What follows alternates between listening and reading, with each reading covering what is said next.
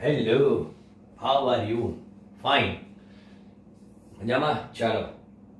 Magnetism and મેટરમાં હવે theory પોર્શનમાં થોડા આગળ વધીએ. લાસ્ટ ટાઈમ આપણે દાખલાઓની ચર્ચા કરી, ઉદાહરણ દાખલા પૂરા કર્યા, સ્વાધ્યાય દાખલા પૂરા કર્યા. હવે થિયરી પાછી ચલાવીએ અને એ થિયરી પર પણ પાછા ઉદાહરણ સ્વાધ્યાય બંનેના દાખલા છે એ આ થિયરી પતાયા પછી લઈએ. ઓકે, અને પછી લાસ્ટમાં ફરી પાછો થિયરીનો એક વિડીયો છે એ સાથે ચેપ્ટર સર્વાંગ સંપૂર્ણ ઉદાહરણ સ્વાધ્યાયના દાખલા સાથે પૂર્ણ જાહેર કરવામાં આવશે. બરાબર? ચાલો, અત્યારે આપણે થિયરી જોઈએ છે. આ જે રીતે આપણે વાત કરી હતી વિદ્યુતીય ફ્લક્સની, એવી જ વાત છે ચુંબકીય ફ્લક્સ અને ગૌસનો નિયમ. જેમ વિદ્યુતીય ફ્લક્સ અને તેમાં શું હતો? ગૌસનો નિયમ હતો. એમ અહીંયા ચુંબકીય ફ્લક્સ અને ગૌસનો નિયમ.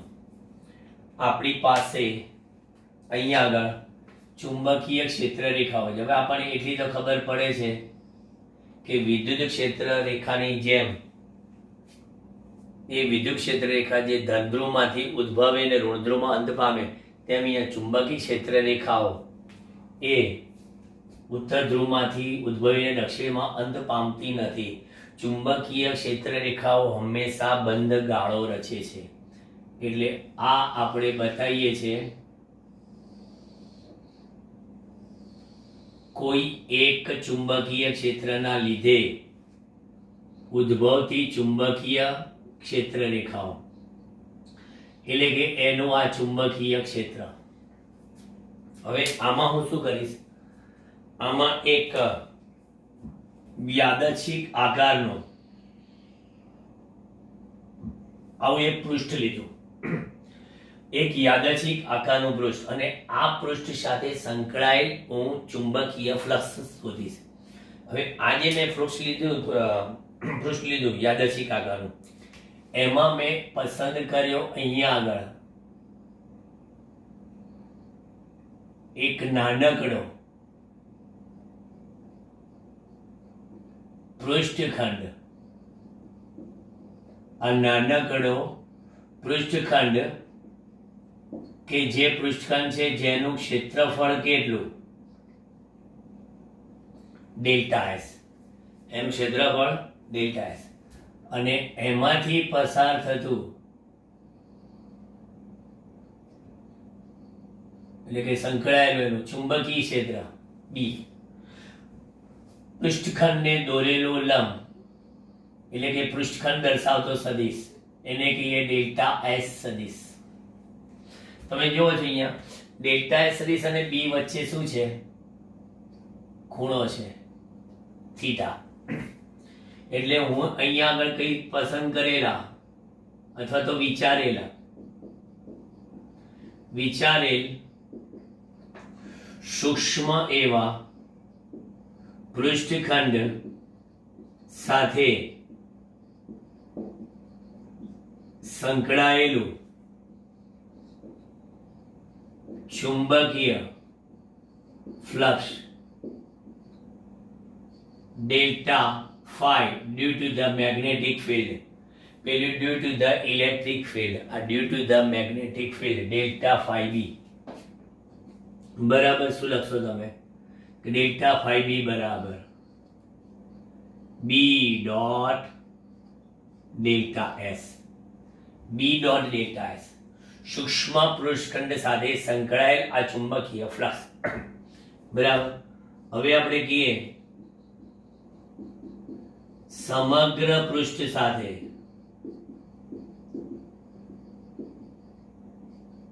સંકળાયેલ કુલ ચુંબકીય ફ્લક્સ જોઈતું હોય તો એ આપણું phi b, sigma of delta phi b, જ્યાં આને શું કહેશો? સમગ્ર પૃષ્ઠ એટલે અહીંયા આગળ સમગ્ર પૃષ્ઠ બી ડોટ ડેલ્ટા એસ સમગ્ર પૃષ્ઠ સાથે સંકળાયેલ કુલ ચુંબકીય ફ્લક્સ. હવે આ જો વિચારેલ યાદચ્છિક પૃષ્ઠ બંધ હોય, બરાબર, એટલે કે જો પૃષ્ઠ બંધ હોય તો, એટલે પૃષ્ઠ જો બંધ હોય એટલે ઘેરતું હોય આખું કમ્પ્લીટ, તો આપણને ખબર કે પૃષ્ઠમાં જેટલી ક્ષેત્રરેખાઓ દાખલ થાય છે એટલી બીજી બાજુથી બહાર. કારણ કે અહીંથી ઉદ્ભવતી જ નહીં રહેવાની, ઉદ્ભવીને ફરી પાછી અહીંથી દાખલ થવાની, બરાબર. એટલે જેટલી ઉદ્ભવે છે એટલી દાખલ થાય છે. એટલે જો પૃષ્ઠ બંધ હોય તો આ sigma of B dot delta S બરાબર 0 થાય, બરાબર. એટલે આપણે એમાં એવું કહી શકીએ કે therefore integration of B dot d s, અહીંયા આગળ ક્લોઝ ઇન્ટિગ્રલ, જેમ ઈ ડોટ ડીએ લખતા હતા ને બી ડોટ ડીએસ બરાબર 0. જો આપણો વિદ્યુત ભાર એક જ ધ્રુવી હોત, સોરી આપણું ચુંબકીય ક્ષેત્ર એક જ ધ્રુવીનું હોત, સિંગલ ધ્રુવના લીધે એકલો એન અથવા એકલો એસ હોત તો આ 0 ના થાત. પણ આપણે ખબર છે મુક્ત એવા ઉત્તર ધ્રુવ કે મુક્ત એવા દક્ષિણ ધ્રુવનું અસ્તિત્વ નથી, બરાબર. એટલે આ આપણે શું કહેવાય અહીંયા ચુંબકીય ક્ષેત્રમાં ગૌસનો નિયમ. ચુંબકીય ક્ષેત્રમાં ગૌસનો નિયમ કહો, આ તમે ચુંબકીય ક્ષેત્રમાં ગૌસનો નિયમ કીધો કહેવાય. બોલો, છે ક્લિયર કટ? બરાબર. ચુંબકીય ફ્લક્સની સમજૂતી, આ કોન્સેપ્ટ આપણને કામ લાગશે આગળ જતા, બરાબર. ટૂંકમાં આપણે યાદ રાખવાનું છે. હું તમને જો હવે એની વાત કહી દઉં, કારણ કે આના પછીનું ચેપ્ટર છે ને 6થું, એ વિદ્યુત ચુંબકીય પ્રેરણનું છે. બહુ જ ઇઝી અને મસ્ત ચેપ્ટર છે, એકદમ સરળ. ચેપ્ટર નંબર 6 નાનું છે, ચેપ્ટર નંબર 8 પણ અતિ નાનું છે, 7 થોડુંક મોટું, એટલે એટલું બધું મોટું નથી. હવે આપણે અહીંયા આગળ ચુંબકીય ફ્લક્સ φB બરાબર શું લખીએ છીએ? AB cos થીટા, એટલે કે A ડોટ બી. ચુંબકીય ફ્લક્સ φ બરાબર AB cos થીટા. જ્યારે આપણે કોઈ એવું પૃષ્ઠ લઈએ કે જેમાં ક્ષેત્ર બધું ઉદ્ભવતું જ આવતું હોય, બરાબર, ત્યારે એવા સંજોગોમાં આગળ જતા ગૂંચળા સાથે સંકળાયેલ ચુંબકીય ફ્લક્સ એવું આવશે, ત્યારે આપણે આ ફોર્મ્યુલા બહુ કામ લાગશે. φ બરાબર AB cos થીટા, એટલે કે A ડોટ બી, જ્યાં A બરાબર ક્ષેત્રફળ, જેનો એકમ મીટર સ્ક્વેર, બી બરાબર ચુંબકીય ક્ષેત્ર, જેનો એકમ ટી, એટલે કે ટેસ્લા, માટે ચુંબકીય ફ્લક્સનો ચુંબકીય ફ્લક્સ φB નો એકમ શું થાય? Tesla into metre square. તમને ખબર છે કે ટેસ્લા ઇન્ટુ મીટર સ્ક્વેર, પરંતુ ટેસ્લા બરાબર શું? Newton upon ampere metre. Tesla બરાબર newton upon ampere metre, newton upon ampere metre. અને હજી આપણે આમાં આગળ જવું હોય, બરાબર, તો આનું પારિમાણિક સૂત્ર શું? ટેસ્લાનો ન્યૂટન એટલે કિલોગ્રામ મીટર પર સેકન્ડ સ્ક્વેર, એટલે મીટર મીટર ઉડી ગયા. એટલે અહીંયા આગળ પારીમાણ સૂત્ર m1 l0 t-2 a-1. બરાબર. તો હવે ઇન્ટુ મીટર સ્ક્વેર એડ થઈ જશે. એટલે પછી હજી પણ આપણે 5b નો એકમ વિચારીએ તો ટેસ્લાની કિંમત આ મૂકી દે ન્યૂટન અપોન એમ્પિયર મીટર, એટલે newton into metre upon ampere, એટલે આ થશે નવો એકમ જૂલ અપોન એમ્પિયર 5b નો. 5b નો એકમ જૂલ અપોન એમ્પિયર, તો એની પરથી પારિમાણિક સૂત્ર લખો. પારિમાણિક સૂત્ર શું? m1 l2 t-2 a-1. કીધું આ જ હતું, ખાલી l0 ની જગ્યા પર મીટર સ્ક્વેરના આવી ગયા. બરાબર. આ ચુંબકીય ફ્લક્સનો આ કોન્સેપ્ટ યાદ રાખો. આગળ જતા n આંટાવાળા ગૂંચળા માટે n બી cos થીટા, એ બી cos થીટા, એક આંટાવાળા ગૂંચળા માટે n આંટાવાળા ગૂંચળા માટે n બી cos થીટા લખી શકાય. ઓકે, જોઈ લો. પછી હવે આપણે પૃથ્વીના ચુંબકીય ક્ષેત્રના ઘટકોની ચર્ચા કરીએ.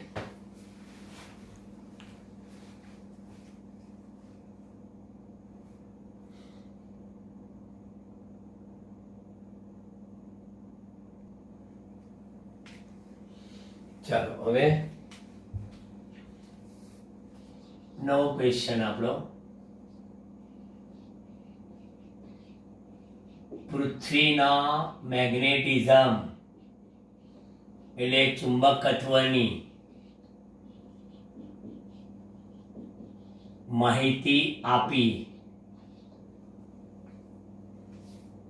આપણે નીચેના પદો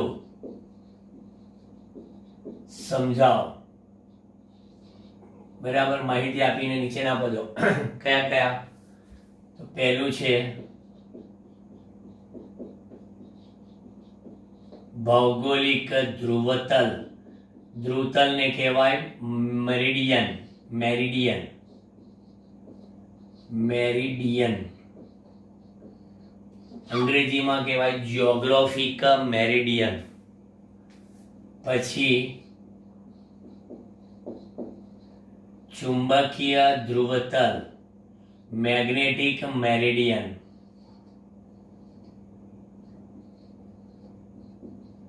ડેક્લિનેશન એટલે કે મેગ્નેટિક ડેક્લિનેશન, અથવા તો એને કહેવાય દિક્પાત કોણ. દિક્પાત કોણ.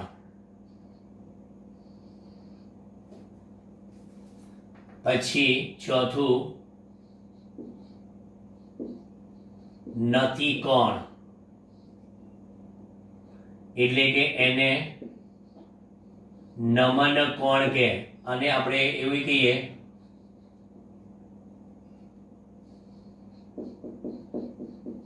એંગલ ઓફ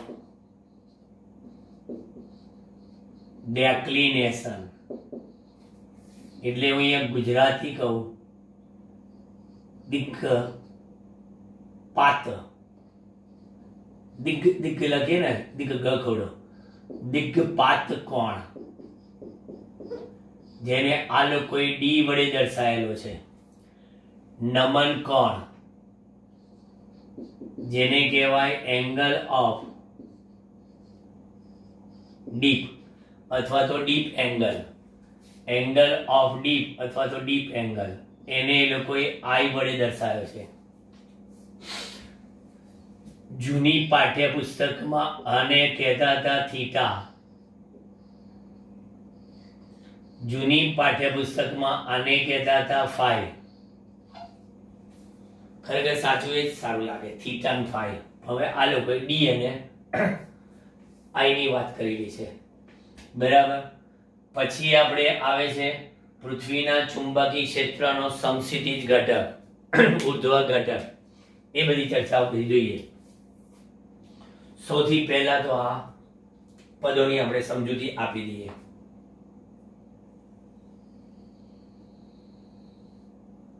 આ આપણી પૃથ્વી, બરાબર સમજો. હવે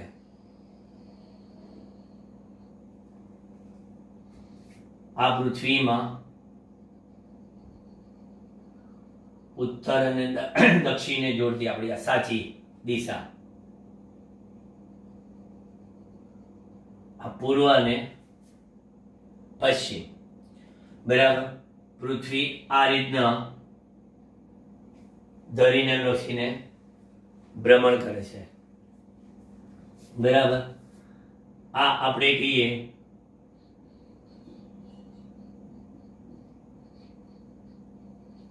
ભૌગોલિક ઉત્તર ધ્રુવ, એટલે અહીંયા કહેશો NG જ્યોગ્રાફિક નોર્થ, આને કહેશો શું ભૌગોલિક દક્ષિણ ધ્રુવ. બરાબર. એટલે કે Geographic south, NG and SG. બરાબર. સૌથી પહેલા આપણા અહીંયા આગળ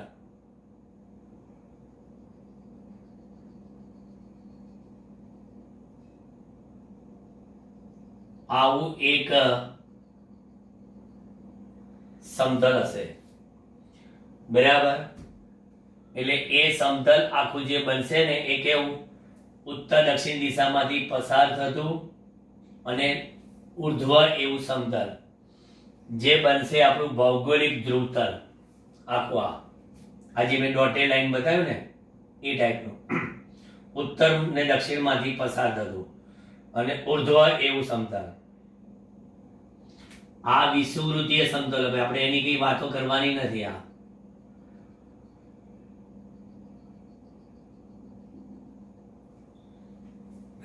એની વાતો કરવાની નથી આપણે. ચાલો હવે ખરેખર આપણે જોવા જઈએ તો પૃથ્વીની અંદર એક કાલ્પનિક ગજ્યો છે એવું માનતા હતા લોકો. અને પૃથ્વીમાં જે મેગ્નેટિઝમ છે એ આ ટાઈપનું છે.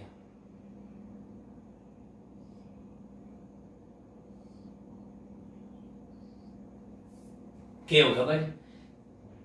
જ્યાં ઉત્તર છે ને ત્યાં અહીંયા આગળ દક્ષિણ છે, અને જ્યાં આ દક્ષિણ છે ને ત્યાં અહીંયા આગળ આ ઉત્તર છે. આ રીતના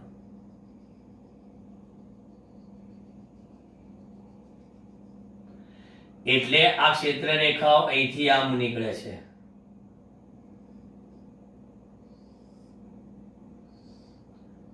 ઉત્તરમાંથી આમ, અને આ બધી ક્ષેત્ર રેખાઓ અહીંયા આગળ આમ દાખલ થતી છે. આ રીતના. બરાબર.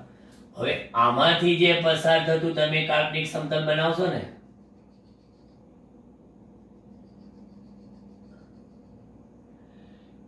એ ચુંબકીય ધ્રુવતલ બનશે. અને આ જે બન્યો ને અહીંયા આગળ આનો આ છેડો અહીંયા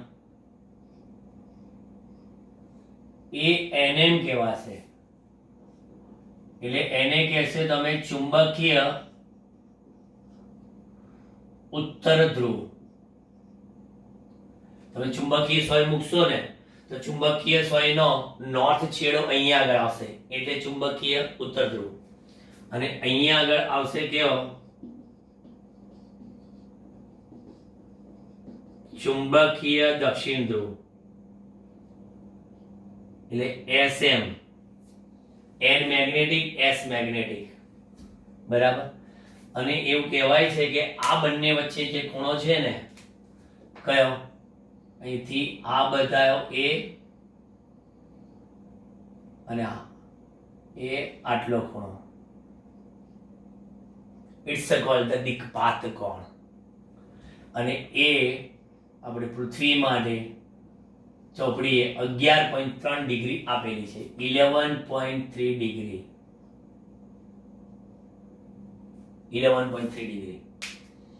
આ પૃથ્વીનું મેગ્નેટિઝમ આવું છે કે પૃથ્વી જ્યારે આ ભ્રમણ કરે આ રીતે, બરાબર, તો ઇલેક્ટ્રોન્સ આમ ગયા, રેવાજીક પ્રવાહ આમ થયો, રેવાજીક પ્રવાહ આમ થયો એટલે આપણે આંગળીઓ આમ વીંટાળી, અંગૂઠો નીચે આવ્યો એટલે S થી N તરફનું તમને શું મળ્યું? મેગ્નેટિક મોમેન્ટ મળ્યું. અને S થી N નું મેગ્નેટિક મોમેન્ટ બન્યું એટલે એનો આ છેડો N બન્યો ને આ છેડો S બન્યો. અને આ રીતના બધી ક્ષેત્ર રેખાઓ આમ વીંટળાયેલી હોય છે. અહીંથી આમ જઈને આમ વીંટળાય, અહીંથી આમ જઈને આમ વીંટળાય. બરાબર, આ ક્યાંમાં આ તમારું થયું પૃથ્વીનું ચુંબકત્વ. હવે હું તમને આમાં બતાવું છું અત્યારે તો કે આ જે છે એ તમે શું કીધું? ભૌગોલિક ધ્રુવતલ. અને આ જે ડોટેડ વડે બતાવ્યું એ ચુંબકીય ધ્રુવતલ. ભૌગોલિક ધ્રુવતલ અને ભૌગોલિક ધ્રુવતલ સોરી અને ચુંબકીય ધ્રુવતલ અને ભૌગોલિક ધ્રુવતલ બંને વચ્ચે જે ખૂણો બન્યો એ શું બનશે? ડેક્લિનેશન, એંગલ ઓફ ડેક્લિનેશન. બરાબર, દિક્પાત કોણ. જે રીતે તમે આનું બતાવ્યું બ્લેક એમ આ બતાવી શકાય. અહીંયા આગળથી આમ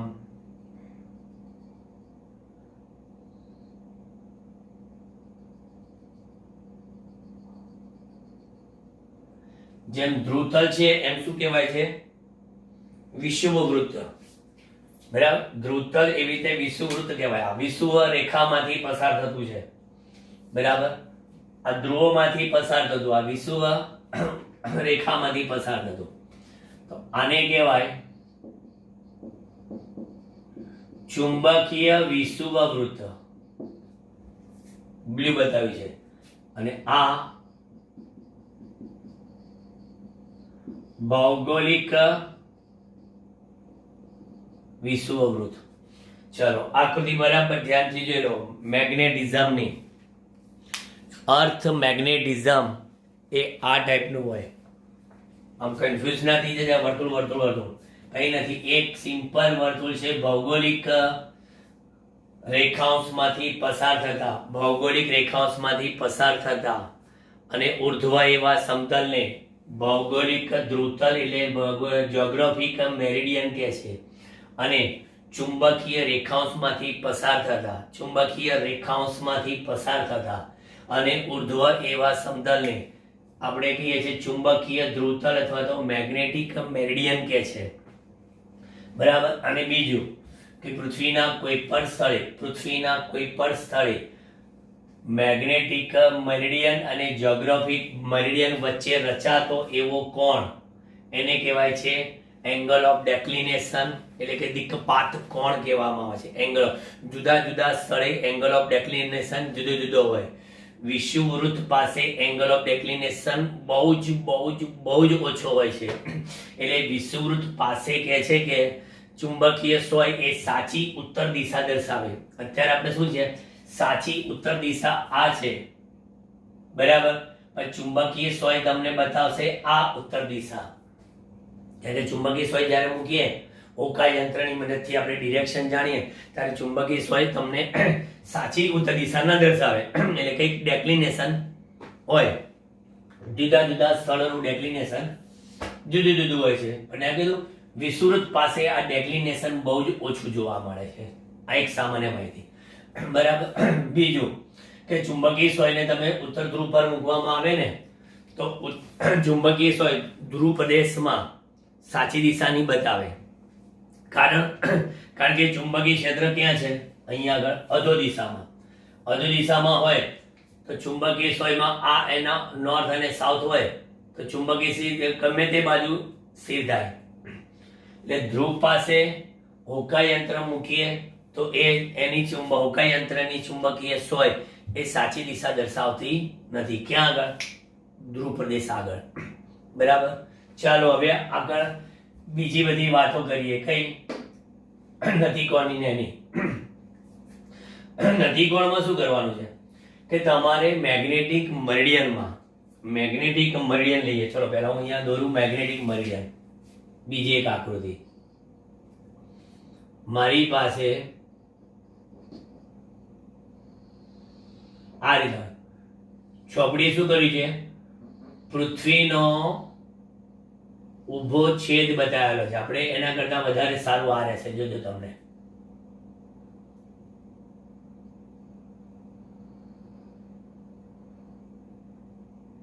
બરાબર. આ છે તમારું શું? NM. NM એટલે આ. અને આ જે બતાવ્યું છે શું?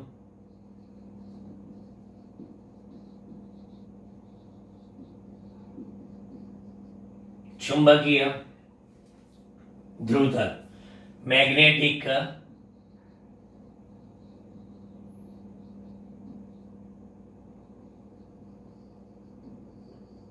મેરિડિયન. ઓકે, હવે મેગ્નેટિક મેરિડિયનમાં હું શું મૂકીશ? ચુંબકીય સોય મૂકીશ અહીંયા. પણ કેવી રીતે ખબર છે? એના સમતલમાં રહે રીતે, અમુક રીતે ફરી શકે તેવી. આમ હતી ને એની જગ્યા પર હવે આમ મૂકી દીધી.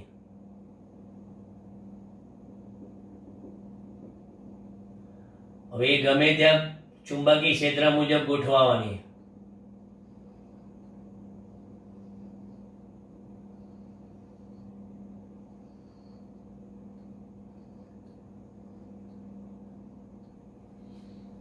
બરાબર. હવે એ ચુંબકીય સોય છે એનો નોર્થ છેડો અહીંયા રહેવાનો અને સાઉથ છેડો અહીંયા રહેવાનો.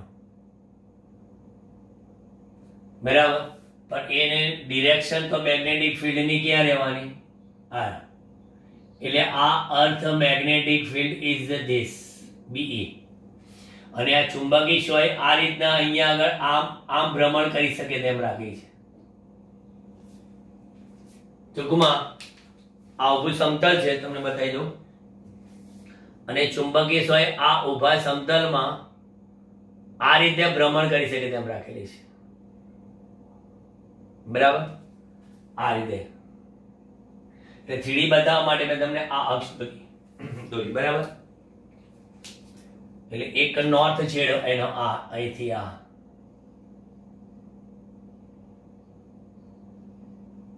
એ ઉપર બતાવ્યા મેં તમને સમજવા માટે.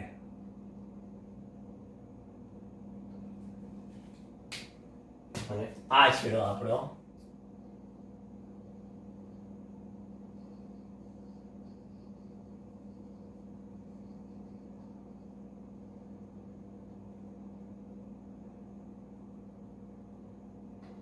બરાબર. આ રીતે ચુંબકીય સોય રાખી તો એને આ છે અહીંથી અહીંની લાઈન રાખી, એને કહેવાય સમ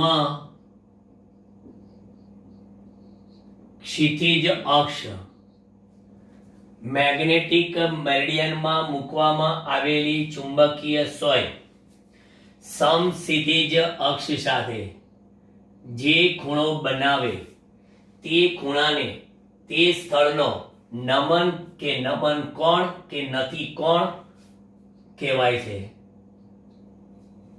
બરાબર. ઇન્ક્લાઇન્ડ એંગલ, નમન નમેલો. બરાબર. આ ડેક્લિનેશન પરથી ડી અને આ ઇન્ક્લાઇન્ડ પરથી આઈ કર્યો છે, ઇંગ્લિશ વર્ડ આપણે. બાકી થીટા ફાઈ કહેતા હતા પહેલા. એટલે આ આઈ જુદા જુદા સ્થળનો જુદો જુદો હોય. અને હંમેશા નમન કોણ છે ને એ ક્યાં હોય ખબર છે? નમન કોણ હંમેશા મેગ્નેટિક મેરિડિયનમાં જ હોય. હંમેશા નથી કોણ મેગ્નેટિક મેરિડિયનમાં જ બતાવવામાં આવે. ફરી કહી દઉં, બધી જ વ્યાખ્યા ફરી ધ્યાનથી સાંભળી લો. Magnetic meridian, geographic meridian, angle of declination અને નથી કોણ. પૃથ્વીના ભૌગોલિક ઉત્તર દક્ષિણ એટલે કે ભૌગોલિક રેખાંશમાંથી પસાર થતા અને ઉર્ધ્વ એવા સમતલને જે તે સ્થળનો શું કહેવાય છે? ભૌગોલિક ધ્રુવતલ. ચુંબકીય રેખાંશમાંથી પસાર થતા અને ઉર્ધ્વ એવા સમતલને જે તે સ્થળનો ચુંબકીય ધ્રુવતલ કહે છે. કોઈ પણ સ્થળ પાસે ભૌગોલિક ધ્રુવતલ અને ચુંબકીય ધ્રુવતલ જે ખૂણો બનાવે તે ખૂણાને તે સ્થળ પાસેનો ડેક્લિનેશન કહેવામાં આવે છે. પછી મેગ્નેટિક મેરિડિયનમાં મૂકવામાં આવેલી ચુંબકીય સોય સમક્ષિતિજ અક્ષ સાથે જે ખૂણો બનાવે તે ખૂણાને શું કહેવાય છે? તે સ્થળનો નમન કે નથી કોણ કહેવામાં આવે છે. હવે આમાં નમન કે નથી કોણમાં આ બીઈ ધારો કે અહીંયા આગળ આવી જાય તો i બરાબર 0 થાય. અને તમને કહી દઉં કે i બરાબર 0 ક્યાં મળશે? તો કે જે વિષુવવૃત્ત પાસે. અને ધ્રુવ પાસે i કેવો મળશે? તમને કહી દઉં i બરાબર 0 ડિગ્રી.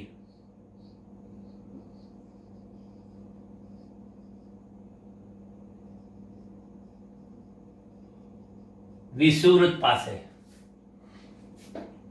અને i બરાબર 90 ડિગ્રી. ક્યાં?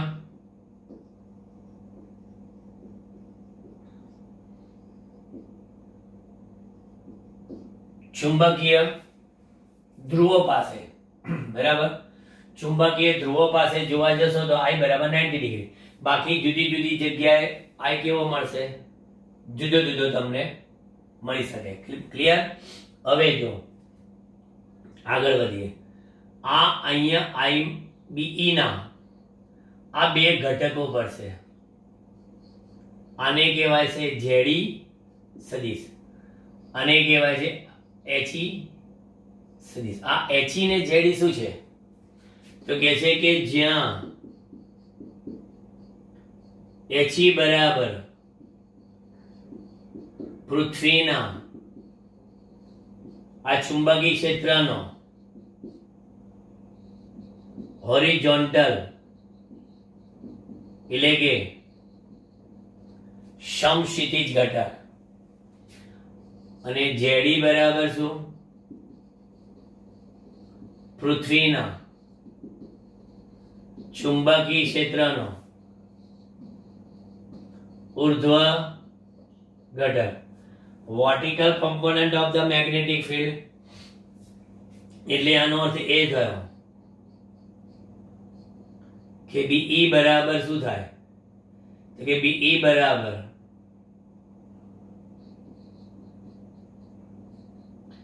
HE પ્લસ ZE કહેવાય. BE બરાબર HE પ્લસ ZE કહેવાય. બરાબર, જ્યાં હજી કહી દઉં જ્યાં HE એટલે શું? HE એટલે કે આ ખૂણાને અડકીને રહેલો ઘટક છે. પણ કોનો? BE no. HE બરાબર BE cos I and ZE બરાબર શું? BE sin I. તો પછી આ BE નું મૂલ્ય શું?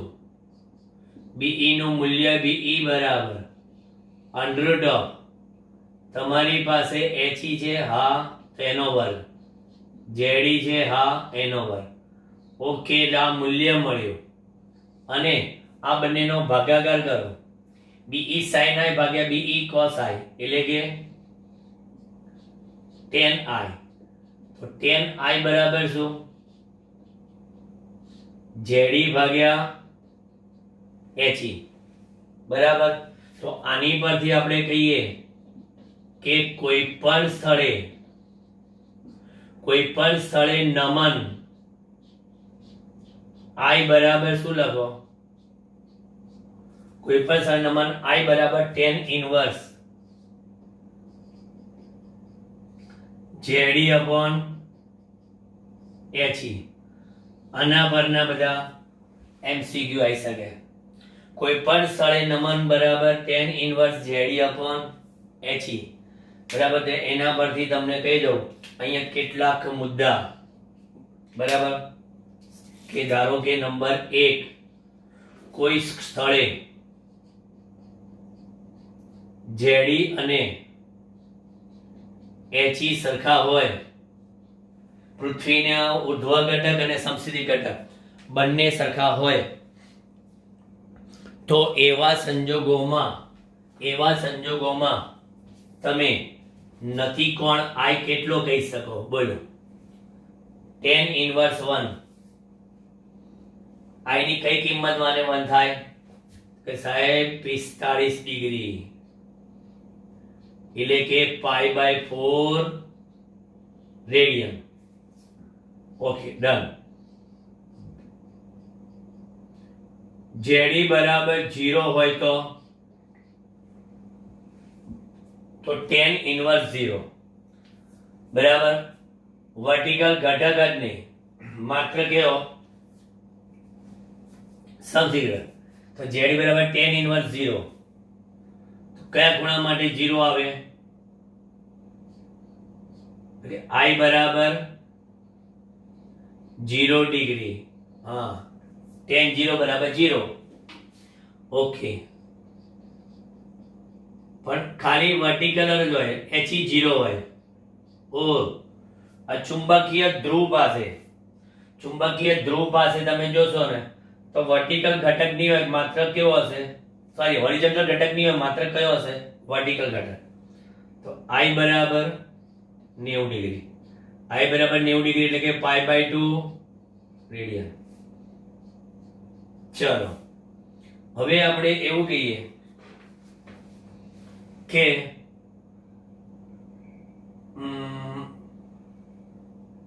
અહીંયા આગળ π/2 ની વાત આવી ગઈ ને,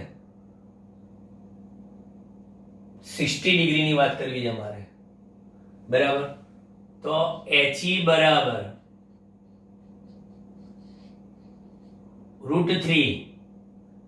HE બરાબર √3 ZE. બોલો, HE ની કિંમત √3 ZE થાય તો tan ઇન્વર્સ 1/√3.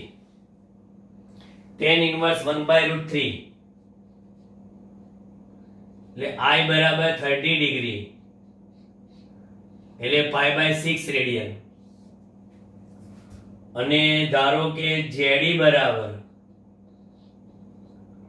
√3 HE. ZE બરાબર √3 HE એટલે √3 tan ઇન્વર્સ √3 એટલે π/6 tan 60 ડિગ્રી. I બરાબર 60 ડિગ્રી. હા, એટલે કેટલા થશે? π/3 રેડિયન. જોઈ લો, મેં દરેક કિસ્સામાં તમને બતાવ્યું. આ કોમ્પિટિટિવ લેવલે બહુ કામ લાગે. આ આખું હોય તો આ 0 હોય તો HE 0 હોય તો આ √3 હોય તો અને આ √3 હોય તો જોઈ લો છે. હવે એક જ આકૃતિમાં જો બધાને બતાવવા હોય, કોને બધાને? એટલે મારી આખી ચર્ચાનો સારાંશ એક જ બોર્ડમાં મેં તમને પૃથ્વીના ચુંબકની કમ્પ્લીટ માહિતી આપી દીધી, બરાબર. હવે ધારો કે એક જ આકૃતિમાં સર્વાંગ સંપૂર્ણ ચર્ચા કરવી હોય તો જો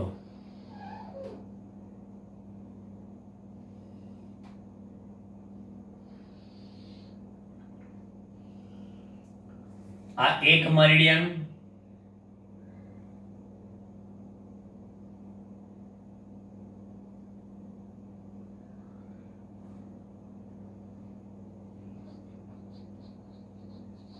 આને કહેવાય સાચો ઉત્તર.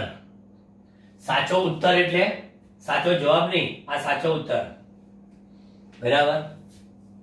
અને આ શું છે? NM ચુંબકીય ઉત્તર.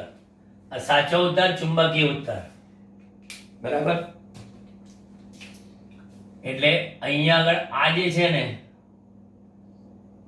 એને આપણે કયું ધ્રુવતલ કહીએ છીએ ખબર છે? ભૌગોલિક ધ્રુવતલ બતાવ્યું મેં. આ પેલી બાજુ ખુલ્લી કિતાબ એટલે ખુલ્લી કિતાબ. અને આ શું છે?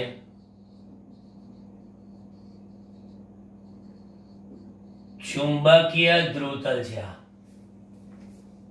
બરાબર. હવે આ ખૂણો જે બતાવ્યો છે એને ડેક્લિનેશન કહેવાય છે. થઈ ગયા બંને ધ્રુવતલ વચ્ચેનો ખૂણો ડેક્લિનેશન.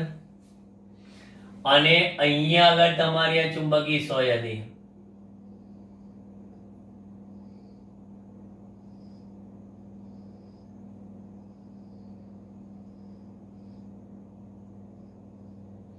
જે આ ધ્રુવતલમાં ફરતી હતી, બરાબર. તો એમાં આ શું કહેવાય? બીઈ.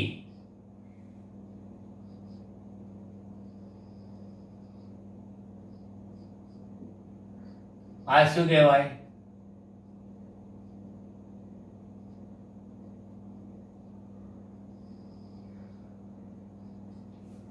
એને એચઈ કહેવાય. અને આ વર્ટિકલ કોમ્પોનન્ટ એટલે ઉર્ધ્વ ઘટક જેડી કહેવાય. આ શું કહેવાય? ડેક્લિનેશન છે. અને આ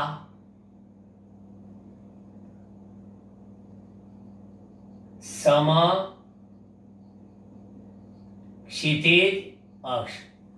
એક જ આકૃતિમાં તમામ ઘટકોને રજૂ કરી દીધા મેં આ એક જ આકૃતિમાં.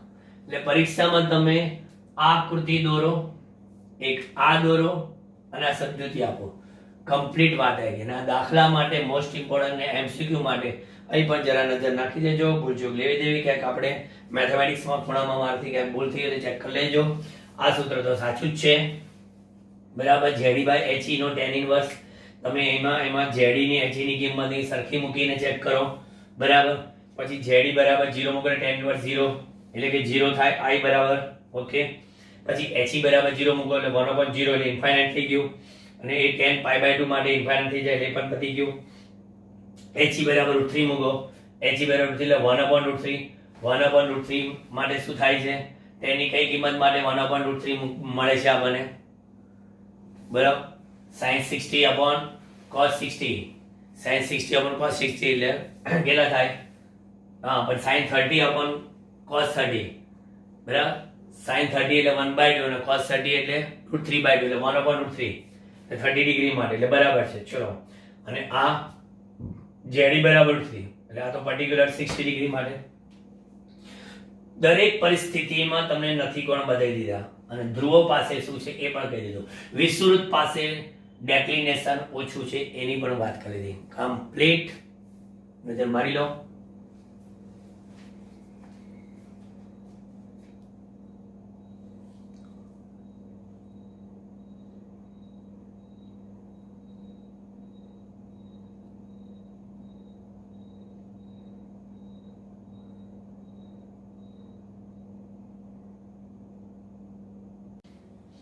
ચાલો ભાઈ, નવો ક્વેશ્ચન.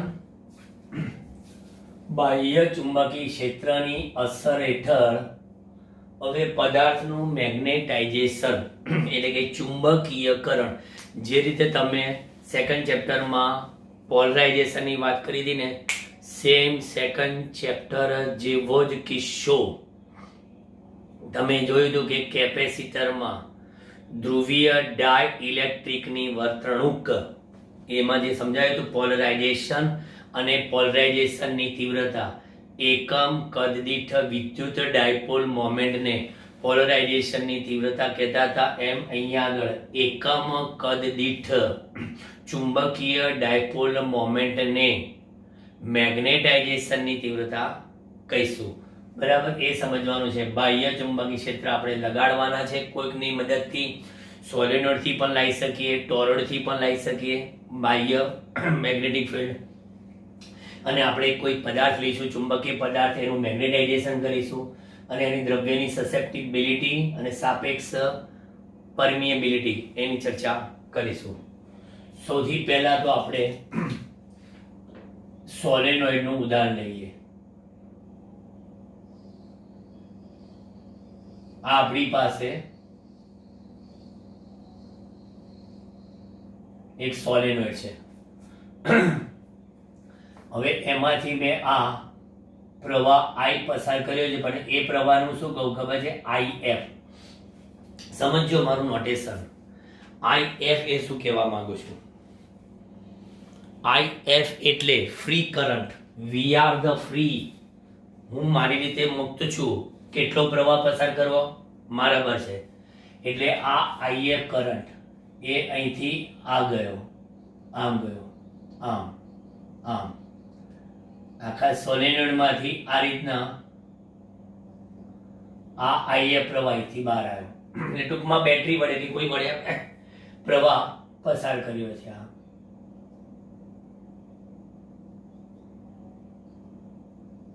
આ રીતે બધા બતાવી દેવાના. થોડી આકૃતિ સારી લાગે એટલે બધે બતાવીએ છીએ.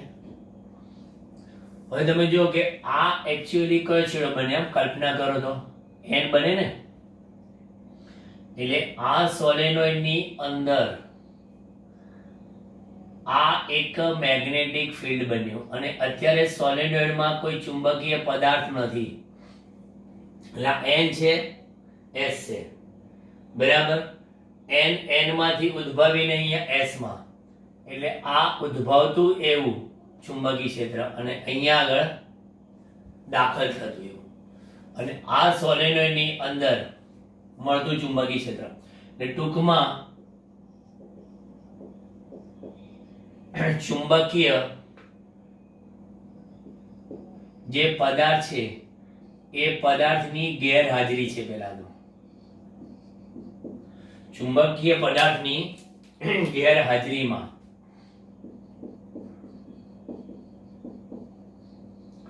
સોલેનોઇડમાં મળતું ચુંબકીય ક્ષેત્ર, એની અક્ષમાં ચુંબકીય ક્ષેત્ર કેટલું મળશે મને? તો કહે છે સાહેબ B0 બરાબર કેટલું? μ0 NIF લખાય. μ0 NIF. B0 બરાબર μ0 NIF, જ્યાં N બરાબર બધાને ખબર છે કે સોલેનોઇડની એકમ લંબાઈ દીઠ આટા, અને IF બરાબર મેગ્નેટાઇઝિંગ પ્રવાહ. મેગ્નેટાઇઝિંગ કરવા માટેનો પ્રવાહ મેગ્નેટાઇઝિંગ પ્રવાહ, જેને મુક્ત પ્રવાહ તરીકે પણ ઓળખીએ છીએ. હું એક અલગ રીતે આ થિયરી સમજાવું છું. પાઠ્યપુસ્તક ખોલીને બેસશો તો કદાચ વાક્ય રચના સેટ નહીં થાય, પણ તમે માત્ર અહીંયા ધ્યાન આપશો તો આ થિયરી પરફેક્ટ મગજમાં ઉતરી જશે. મેગ્નેટિક હવે કહે છે માટે એકમ લંબાઈ દીઠ મેગ્નેટાઇઝિંગ પ્રવાહ, જેનો સ્મોલ IF કહું, એકમ, જેનો એકમ એમ્પિયર પ્રતિ મીટર, તો લખાય NIF. તો પછી B0 નું સૂત્ર શું થયું? B0 બરાબર μ0 IF. સમીકરણ નંબર 1. ચલો એક સૂત્ર મળ્યું મને. NIF ની જગ્યા પર મેં IF મૂકી દીધા. એકમ લંબાઈ દીઠ મેગ્નેટાઇઝિંગ પ્રવાહ છે. હવે ફરી પાછું આ સોલેનોઇડ દોરું, બરાબર. અને ના દોરું તો ચલો એમનું એમ જ રાખો, એમાં જ બતાવી દઉં એટલે જગ્યા આપણી બચે કે ઘણા બધા સમીકરણો લાવવાના. હવે આ સોલેનોઇડની અંદર મેં એક ચુંબકીય પદાર્થ લઈ લીધો, આવો એક.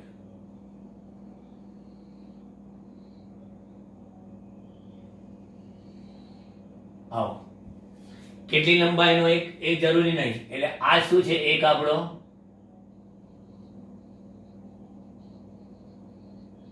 ચુંબકીય પદાર્થ લઈ લીધો, અને એ ચુંબકીય પદાર્થની ઉપરથી હવે આંટા જાય છે. આ બધા સોલેનોઇડની અક્ષની વચ્ચે આખો આ ચુંબકીય પદાર્થ લઈ લીધો, આમ આમ. હવે એની ઉપર મેં આંટા વીટા લીધા. તો જે દિશામાં પ્રવાહ જાય છે એ જ દિશામાં આપેલા ચુંબકીય પદાર્થમાં આ રીતના બદ્ધ પ્રવાહની લૂપો તૈયાર થશે. એ જ દિશામાં આ બદ્ધ પ્રવાહની લૂપો બની ક્યાં પદાર્થમાં, અને એને તમે કહો આઈબી. તમે એની અંદર જે બધા પરમાણુઓની ડાયપોલ છે ને એ બાહ્ય ચુંબકીય ક્ષેત્રની અસર હેઠળ એક જ દિશામાં ગોઠવવાની કોશિશ કરશે. એટલે હવે આપણે શું કહીશું, હવે ચુંબકીય પદાર્થની પહેલા ગેરહાજરી હતી, હવે ચુંબકીય પદાર્થની હાજરીમાં પદાર્થની સપાટી પર બદ્ધ પ્રવાહ આઈબી ની લૂપો મળશે. બદ્ધ પ્રવાહ આઈબી ની લૂપો મળશે, જેના કારણે ચુંબકીય પદાર્થમાં મળતું એવું ચુંબકીય ક્ષેત્ર બી મેગ્નેટિક μ0 આઈબી n થશે. બરાબર. હવે અહીંયા આગળ n એટલે શું, જ્યાં n બરાબર ચુંબકીય જે પદાર્થ છે ને એ પદાર્થની એકમ લંબાઈ દીઠ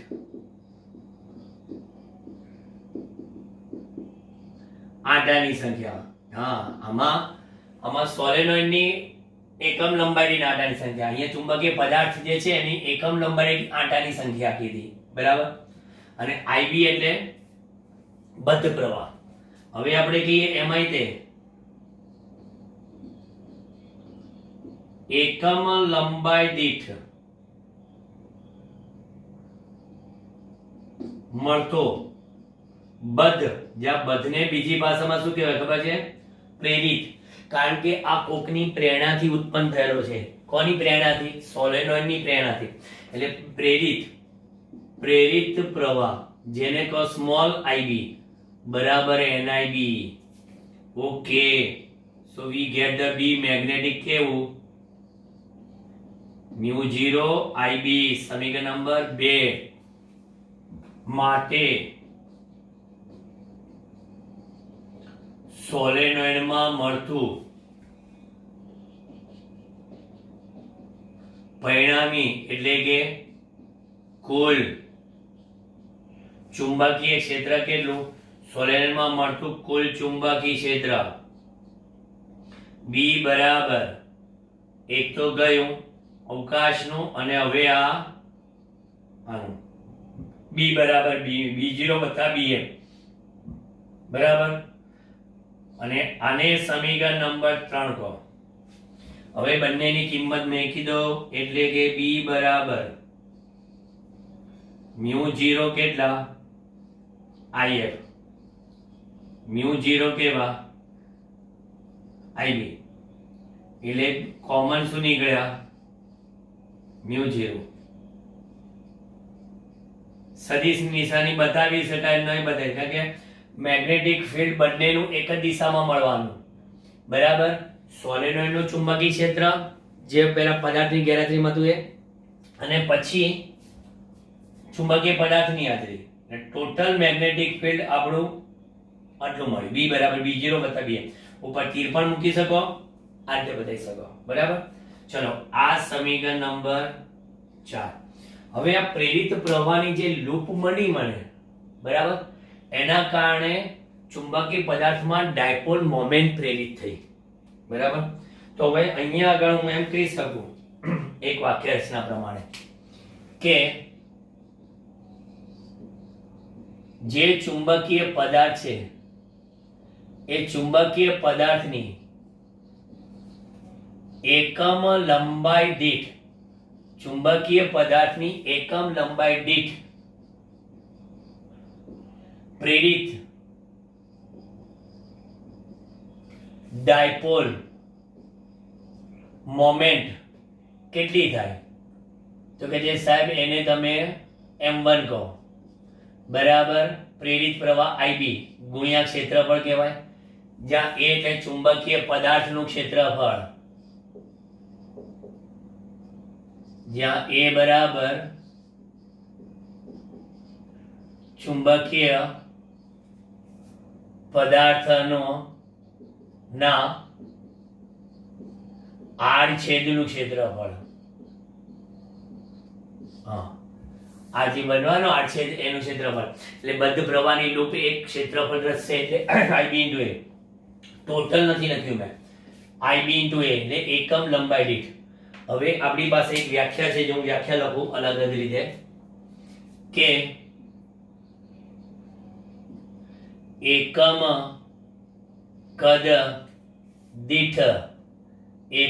કદ દીઠ પ્રેરિત ડાયપોલ મોમેન્ટને મેગ્નેટાઇઝેશન અથવા મેગ્નેટાઇઝેશનની તીવ્રતા કેપિટલ M કે છે. એકમ કદ દીઠ પ્રેરિત પણ કઈ ચુંબકીય ડાયપોલ, પેલી વિદ્યુત ડાયપોલ મોમેન્ટ હતી એટલે પોલરાઇઝેશનની તીવ્રતા કહેતા હતા. અહીંયા એકમ કદ દીઠ પ્રેરિત ડાયપોલ મોમેન્ટને મેગ્નેટાઇઝેશનની તીવ્રતા કહે છે. બરાબર, તો અહીંયા આગળ આપણે લખવાના m બરાબર આ આપણા m1 ભાગ્યા કેટલા v થઈ ગયું એકમ કદ દીઠ ડાયપોલ મોમેન્ટ. હવે જો આ એકમ કદ દીઠ ડાયપોલ મોમેન્ટ, હવે અહીંયા કે કિંમત મૂકું છું, ધ્યાન આપજો. m1 એટલે કેટલા? IB * a બરાબર, અને અહીંયા v કદ એટલે આડછેદ ગુણ્યા લંબાઈ. લંબાઈ કેટલા એકમ છે? 1 એકમ. કદ બરાબર આડછેદ ગુણ્યા લંબાઈ. બરાબર, તો તમને મળશે m બરાબર કેટલા? IB. સમીકરણ નંબર 5. બરાબર, એટલે હવે તમે વિચાર કરો કે આ મેગ્નેટાઇઝેશનની તીવ્રતાનો એકમ શું થશે? આનો એકમ એમ્પિયર પ્રતિ મીટર. કારણ કે આ શું છે? એકમ લંબાઈ દીઠ બદ્ધ પ્રવાહ. એકમ લંબાઈ દીઠ બદ્ધ પ્રવાહ હોય તો ઓલવેઝ એનો એકમ એમ્પિયર પ્રતિ મીટર થાય. હવે m બરાબર IB અહીંયા મૂકી દઈશ તો b બરાબર શું? તો કે b બરાબર μ0 ઇન્ટુ IF વત્તા કેપિટલ M, સાદુરૂપ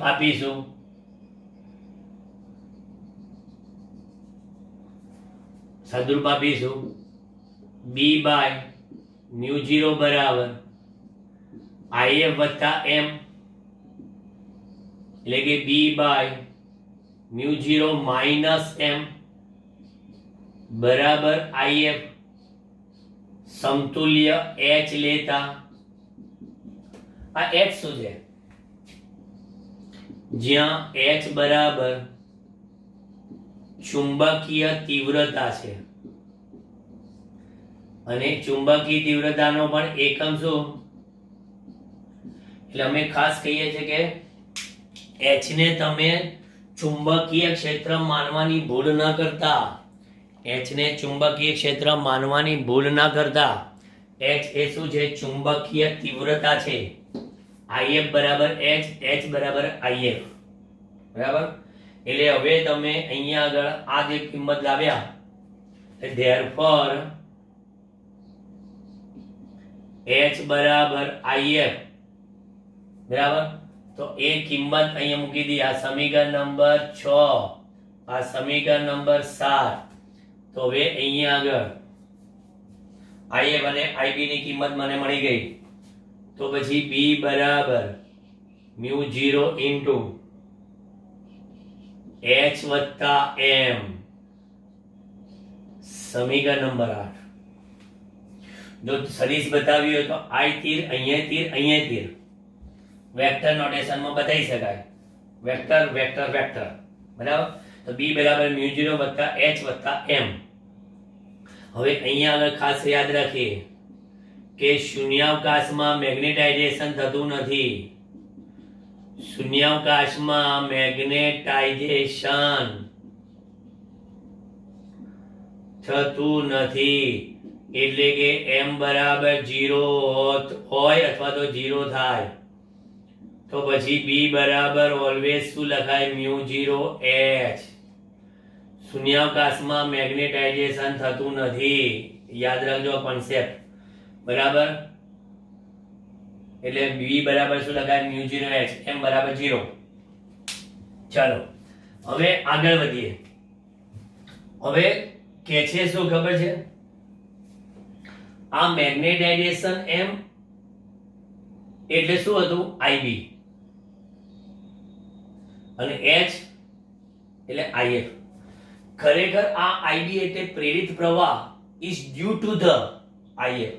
કારણ કે તમે જે મુક્ત પ્રવાહ મેગ્નેટાઇઝિંગ કરંટ આપ્યો એ મુજબનો તમને ib મળ્યો ને, એટલે એવું કહે છે કે સાહેબ m is always proportional to the h. m A always h ના કેવા પ્રમાણમાં છે? સમપ્રમાણમાં. તો સપ્રમાણતા દૂર કરો તો અચળાંક આવશે m equal to કેટલા? chi. m equal to chi into h, જ્યાં chi બરાબર શું? તમે પસંદ કરેલ એવા ચુંબકીય પદાર્થની સસેપ્ટિબિલિટી અને મેગ્નેટિક સસેપ્ટિબિલિટી કહેવાય. પેલી ઇલેક્ટ્રિક સસેપ્ટિબિલિટી હતી અને m વડે પણ દર્શાય. પેલી કાઈ હતી અને કાયમ પણ કહેવાય, જેને કાયમ પણ કહેવાય. એટલે આપણી પાસે શું આવી ગયો? આ સમીકરણ નંબર 8 પછી 9, બરાબર. એટલે આ કાયમ શું છે? એકમ રહિત છે, બરાબર. એને કોઈ યુનિટ નથી. તો હવે m બરાબર કાયમ h મૂકી દો અહીંયા આગળ. તો b બરાબર μ0 into h plus chi h, એટલે કે b બરાબર μ0 h 1 plus chi, બરાબર. આને પણ કહી શકાય સમીકરણ નંબર 10, જ્યાં કહે છે કે μ0 into 1 plus chi બરાબર μ, બરાબર. અને આ μ એ શું છે? ચુંબકીય એવા પદાર્થની પારગમ્યતા. ચુંબકીય પદાર્થની પારગમ્યતા, જે તમે પદાર્થ લીધો છે ને એની પરમિએબિલિટી, આ μ આ બરાબર. એટલે એનો અર્થ એ થયો કે b બરાબર આની જગ્યાએ મૂકી દો એટલે b બરાબર μh. આ સમીકરણ નંબર 11. અને μ બરાબર μ0 into 1 plus chi, એટલે કે μ upon μ0 બરાબર 1 plus chi, એટલે કે μr બરાબર 1 plus chi. સમીકરણ નંબર 12, જ્યાં μr બરાબર શું આવશે? પદાર્થની સાપેક્ષ પરમિએબિલિટી. એને પણ કોઈ એકમ હોય નહીં. જો કમ્પ્લીટ થિયરી ટેક્સ્ટ બુક કરતા તદ્દન જુદી જ રીતે મેં સમજાવ્યું છે, પરંતુ તમે જરા વારંવાર કાનમાં હેડફોન લગાવી સાંભળજો. પરફેક્ટ મુદ્દા સાથે આપણે ચર્ચા કરેલી છે. સેકન્ડ ચેપ્ટર સાથે કમ્પેરિઝન કરીને મેં ચર્ચા કરેલી છે. ઓકે, નેક્સ્ટ હવે આ મેગ્નેટાઇઝેશન અને એની ઉપરના જે દાખલા છે એટલે એક હવે લેક્ચર આવશે આખું કમ્પ્લીટ. ઉદાહરણના 3 દાખલા, સ્વાધ્યાયના 3 દાખલા, એટલે બંનેના દાખલાનું પાછું એક લેક્ચર આવશે. અને પછી હજી એક લેક્ચર આવશે એ કમ્પ્લીટ થિયરી ટાઈપનો છે. એ કદાચ આપણે એનિમેશન થ્રુ કાં તો પછી પેલા લેપટોપમાં ડેસ્કટોપ થ્રુ આપણે એને સમજાવીશું. Okay, bye bye, C you.